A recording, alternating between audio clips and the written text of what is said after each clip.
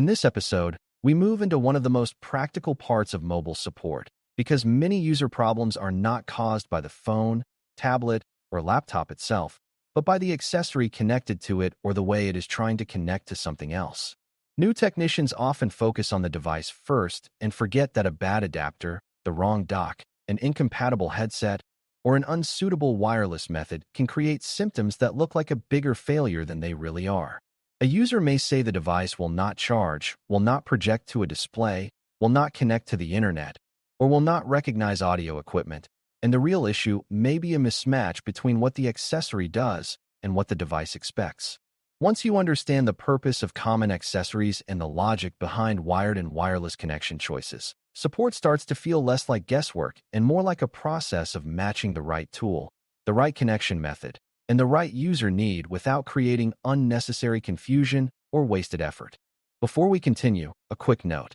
This audio course is part of our companion study series. The first book is a detailed study guide that explains the exam and helps you prepare for it with confidence. The second is a Kindle-only ebook with 1,000 flashcards you can use on your mobile device or Kindle for quick review. You can find both at Cyber.Me in the Bare Metal Study Guide series. A good starting point is to understand why accessories matter so much in mobile environments, especially in modern support work where people want one device to do many jobs across different places and situations. A phone might need to become a navigation device in a car, a communication tool in the field, a scanner in a warehouse, a presentation source in a meeting room, or a temporary internet connection for a laptop during travel. A tablet might need to work like a lightweight note-taking device one moment and then act more like a desktop workstation the next when it is connected to power, an external display, and an input accessory. That is why technicians must think beyond the device alone and ask what the user is trying to accomplish,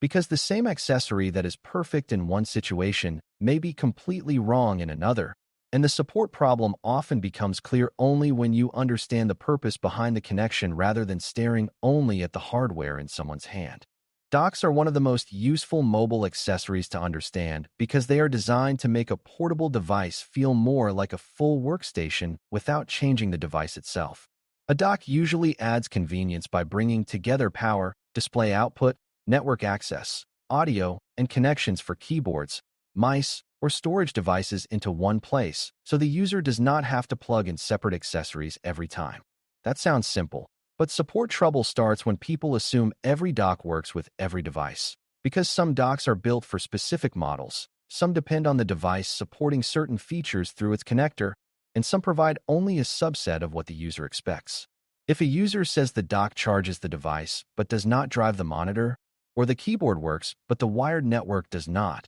the technician should think about feature support rather than assuming the dock is broken, because a connector can physically fit while still lacking the display, networking, or data capabilities required for the full dock experience. Adapters are similar in spirit, but they are usually more focused on solving one connection problem at a time rather than turning a mobile device into a full desk setup. An adapter may convert one connector type to another, allow a memory card to be read, connect a mobile device to a display, or bridge between older and newer hardware that were not designed with the same physical interface. The important thing for a beginner to understand is that an adapter does not create capabilities that the original device never had, and this is where many support mistakes begin. If a device does not support video output through its connector, an adapter shaped for display use will not magically make display output possible. And if a device does not properly support the connected peripheral, an adapter may allow physical attachment without delivering actual function.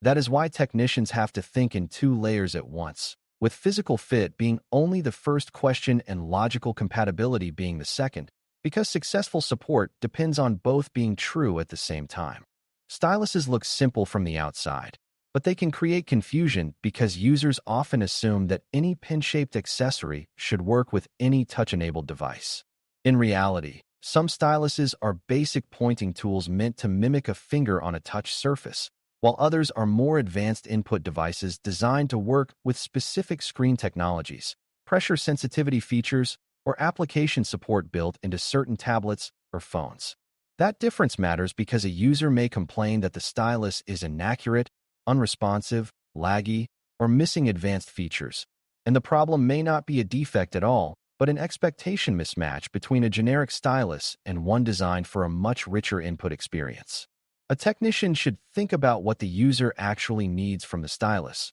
because simple navigation, signature capture, handwritten notes, detailed drawing, and precision annotation are not the same use case. And when the expected use is not matched to the right class of stylus, the user experiences it as failure even though the accessory is behaving exactly the way it was designed to behave. Headsets are another common accessory that seem easy until you start supporting them in real situations, because they sit at the intersection of audio output, microphone input, comfort, mobility, and communication quality. A headset may be wired or wireless. It may be intended for casual media use or for frequent voice calls, and it may rely on different connection standards or feature support depending on the device it is paired with. Users often describe all headset issues as sound problems, but a technician should listen for whether the complaint is about hearing audio, being heard by others, keeping a connection stable, controlling playback, or using the device in a noisy environment. That distinction matters because a headset that plays audio well but has a weak microphone is a different support case from one that pairs successfully but drops connection during movement. And both are different from a headset that simply uses a connector or wireless profile the device does not properly support for the user's intended purpose. Wired audio and data accessories still matter even in a world filled with wireless options, because reliability, simplicity, and power behavior often make wired connections the better choice. A wired headset does not need battery life, is usually easier to connect, and often avoids the pairing and range issues that come with short-range wireless accessories. At the same time, wired choices create their own support questions because connector type matters, signal type matters, and some users assume that if a cable physically inserts into a port, then every needed function should immediately work. A technician has to remember that some devices combine audio and control functions differently. Some cables carry only charging power and not data, and some accessories expect a connector type or internal feature that the mobile device simply does not provide. This is why choosing wired versus wireless is not about deciding which is newer or better in the abstract, but about deciding which method best fits the user's environment, reliability needs, movement pattern, and tolerance for setup complexity. Hotspots are important because they give users a way to reach the internet when traditional local connectivity is missing, weak, or unavailable. A dedicated mobile hotspot is usually a separate device that uses a cellular connection and shares that connection with other devices over Wi-Fi, which can be very useful for travelers, remote workers, field technicians, or anyone who needs temporary internet access without depending on unknown local networks. The reason this matters in support is that users often do not understand the trade-offs, because a hotspot can provide flexibility and independence, but it also depends on carrier coverage, signal quality, data plan limits, battery condition, and the number of connected devices competing for bandwidth. If performance is poor, the technician should think about whether the problem is truly the hotspot hardware, whether the cellular signal is weak, whether the user is exceeding what that connection can reasonably support, or whether the surrounding environment is interfering with the shared wireless connection that devices are using to reach the hotspot. Tethering is closely related, but it is not exactly the same thing, and that distinction can help a technician make better decisions under pressure. With tethering, a phone or other mobile device shares its existing internet connection with another device, often through Wi-Fi, Bluetooth, or a cable, turning that primary device into a temporary gateway for something else. This can be extremely convenient because the user may not need an extra piece of hardware, but convenience comes with costs in battery drain, heat generation, carrier restrictions, and performance limits that may not be obvious when someone first tries it. A technician supporting tethering should think about the host device first, because if the phone has poor cellular signal, aggressive battery-saving settings, or a policy restriction that disables tethering, the connected laptop or tablet will look like it has a network problem even though the real issue lives in the sharing device or the service conditions around it. The choice between hotspot use and tethering becomes much easier when you frame it around purpose rather than around the idea that one method is always better. A dedicated hotspot is often the better fit when connectivity is needed for longer periods, for several users, or in situations where preserving the battery and normal function of a primary phone matters. Tethering often makes more sense when the user needs a quick connection for one device, does not want to carry another accessory, or only needs short-term access while moving between locations. A technician who understands that difference can guide users more effectively, because poor support decisions often come from treating all internet sharing methods as interchangeable even though the user's travel pattern, workload, power access, and connection expectations may strongly favor one option over the other. Good support is about knowing why a method exists, what burden it puts on the device providing the connection, and how those trade-offs show up in the user's real experience. Wireless accessories in general bring convenience, but they also bring an extra layer of compatibility thinking that beginners need to develop early. A wireless headset, keyboard, stylus, or speaker may seem easy to pair, yet the real support question is whether the device and the accessory support the same connection standard, the same features within that standard, and the same expectations around input, audio, control, or power use. Just because two devices both advertise wireless connectivity does not guarantee that every advanced function will work the same way, and that is why users can end up frustrated when a connection succeeds, but the experience is incomplete. The technician should learn to separate basic connectivity from full feature compatibility,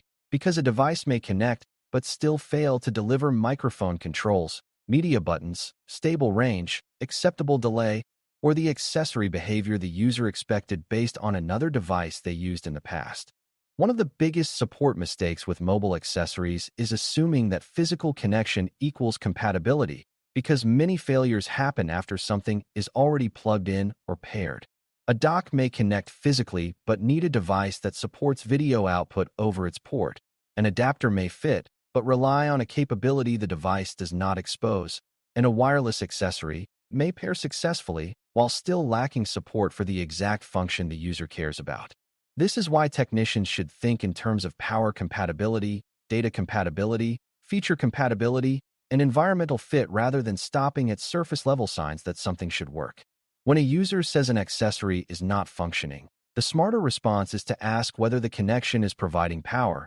whether the device recognizes the accessory, whether all expected features or only some are missing, and whether the accessory has ever worked correctly with that specific device before, because those answers quickly narrow the likely cause without turning the situation into blind trial and error. Business support environments add another layer because mobile accessories are not always chosen by personal preference alone, and policy or standardized purchasing can shape what users are allowed to use. A company may provide approved docks, adapters, headsets, and tethering options to reduce support complexity, improve security, and make replacement easier, but users often bring their own habits from home and assume their personal accessory should work just as well in a managed environment. That can create confusion when a personal headset lacks the stability needed for daily business calls, when an unapproved adapter creates intermittent display issues, or when tethering is disabled because the organization wants users on managed connectivity methods instead.